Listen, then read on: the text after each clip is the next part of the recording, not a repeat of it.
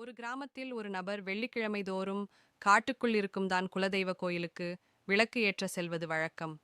அன்றும் வேலை முடித்து விளக்கு ஏற்ற கொஞ்சம் தாமதமாக சைக்கிளில் சென்று கொண்டிருந்தார். அப்பொழுது வழியில் ஒரு பெண் கையை நீட்டி வழியை மறித்து, "அண்ணா, அந்த பக்கம் போகிற வழியில் என்னை இறக்கிவிட முடியுமா?" என்று கேட்டாள்.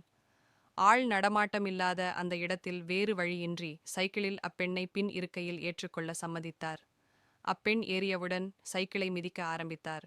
செல்லச் செல்ல வண்டியின் பாரம் அதிகமானது. சைக்கிளை மிதிக்க முடியவில்லை.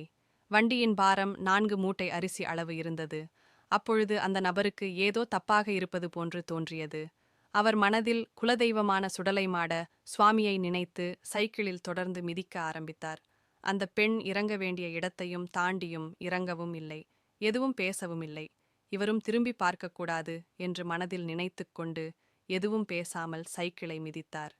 கோயிலின் அருகே சென்றவுடன் முழுமையாக பாரம் குறைந்தது. பின் அவர் கோயிலின் நுழைவு வாயிலில் சைக்கிளை நிறுத்திவிட்டு திரும்பி பார்த்தபோது அந்த பெண் அங்கு இல்லை. உடனே அவர் கோயிலுக்குள் சென்று விளக்கு ஏற்றிவிட்டு மனதார சுடலைமாட சுவாமி வேண்டி வீடு திரும்ப சைக்கிளை எடுத்து வந்து கொண்டிருந்தார்.